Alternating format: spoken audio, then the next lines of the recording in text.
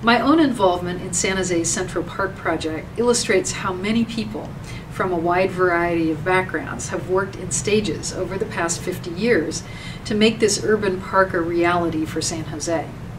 We must now create an overall design that will allow us to plan and guide our efforts to use this land towards the best possible goals.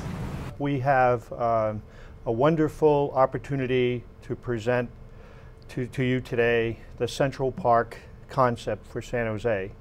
And if the best idea in America is the national parks, then San Jose's best idea is really the Central Park. San Jose is 10th largest in the United States, 1 million people, projected to be 1.4 million people by 2035. More growth than San Francisco, Oakland, and Fremont. And it's going to grow around this open space, which runs about 2.5 miles, and as Gloria said, it's 250 acres. This is a diagram, and as I showed in that aerial photograph, this is the shape of the park. The Guadalupe River has been underway for project has been underway for 50 years, as Gloria mentioned. $300 million has been spent basically on flood control and public safety, and there are some facilities that now exist. So this is the time. This is a 21st century plan, vision plan, to move this now from functionality up to social equality, environmental awareness, also education, which this provides, and all of the cultural benefits of having kind of a park that services all the levels of culture in our area, not just San Jose. Well, when people come to Silicon Valley, they come to San Jose, they think they're going to fly into a motherboard. And they keep looking for it. So we want to make sure that, you know, as part of this opportunity, that we do something that's actually visual from the air as well as on the ground. We're really focusing on 3 areas. One, we're focusing on Discovery Meadow, and we're using a Millennium Park example in Chicago, which has been very successful.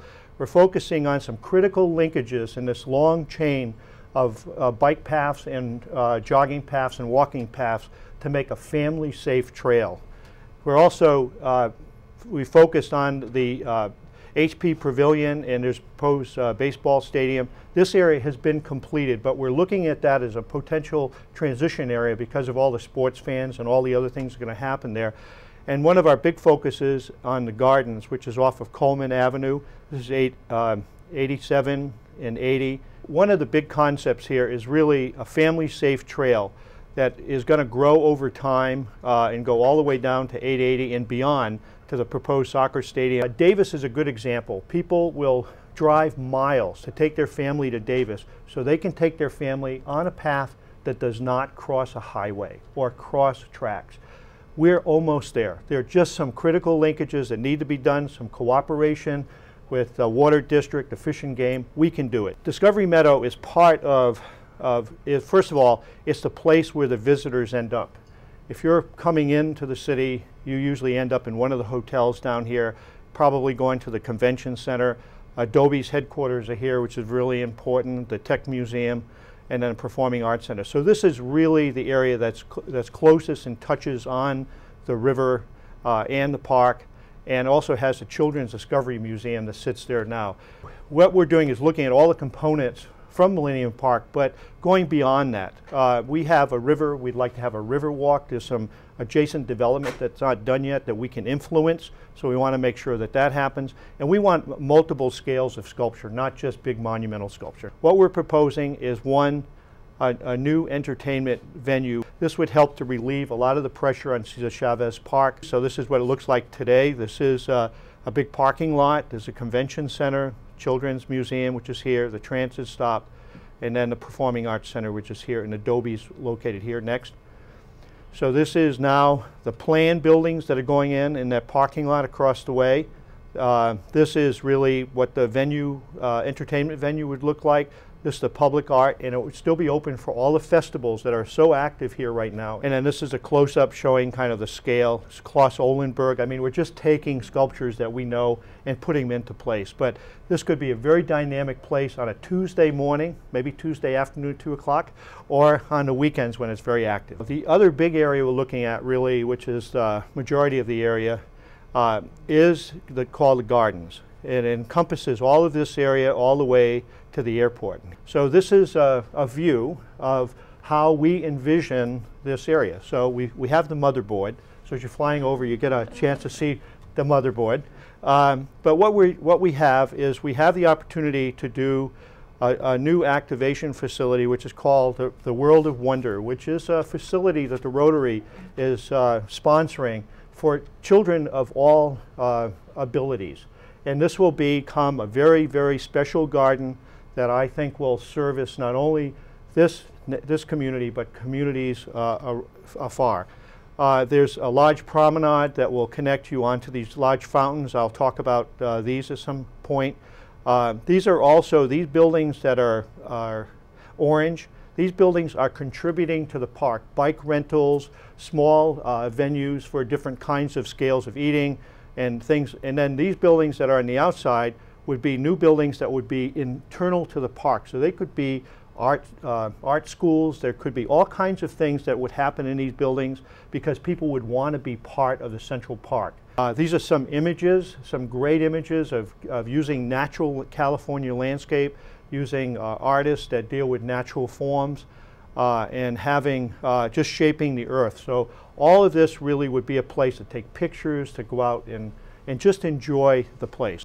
This is what we're doing with the airplanes. We have a noise-activated fountain. Next. So as the planes come over, 4 big giant fountains as big as Versailles would go off and would celebrate the planes every time they came in. Very much an on-the-ground place to be. Biking, walking, environmental education. Next. So we're approaching the airport. We have an extraordinary opportunity here to create an iconic park for San Jose. And the need to create a park, because as Ken mentioned, we're going to have 400,000 more residents by 2035. We'll have BART and high-speed rail, possibly a ballpark. If not a ballpark, then major corporate campus. There's going to be a whole lot happening. The center of San Jose is shifting west, and the river park is the nexus of that, linking the new to the current. We're starting with a great base. Ken mentioned that there's been a huge public investment, actually $350 million when I went back and looked at the numbers, $251 million in flood control, protecting businesses and residents, and another $99 million for the recreational amenities. So there's been a tremendous investment to date, and we have now a great opportunity to get more community involvement for this legacy project. Here we have the plan for this next year is really seeking community input. I'll be talking to the Alameda Business Association on Thursday evening and the neighborhoods in Shasta, Hanchett, and Rose Garden, sharing this plan and getting their feedback. This is an iterative process. We know that this isn't going to be the final plan, but we're going to take this out on a 5-month listening tour and really solicit feedback. We're going to, as I mentioned, reorganizing the Friends organization and looking to build capacity so that we can raise the money that we need to really finish this park. We're going to work with the project partners, the public entities, the water district, the railroad, all the folks who have a stake in the park, and work to get the jurisdictional issues cleared. And then further develop public-private partnerships, again, to bring in the resources we need to do this. And then turn to the design element. You've seen today the 30,000-foot level, the vision, then we'll bring it into the actual design elements. To implement, we're looking at a 5-year plan from 2011 through 15 that will focus on Discovery Meadow, connecting the urban visitor center to the river and the Children's Discovery Museum area. We all know that the convention center is scheduled for a rebuild, and we really want to make sure that we're linking the Discovery Meadow to that visitor center. Completing a family-safe bike and pedestrian connection from Discovery Meadow out to the gardens. We have a great trail system now. We just did our 3rd annual trail count and measured a 26% increase over last year by our office. You can now go from downtown out to Alviso. Not everyone knows that, but you can do it. And eventually you'll be able to go from Alviso to Almaden Valley, Alviso to Lexington Reservoir. It's very exciting. This section here in downtown is the backbone of the city's trail network. It's only going to get better. The Downtown Rotary Club, the park he mentioned, this is their centennial signature project. It's going to be wonderful. So they're going to be bringing in private resources as well.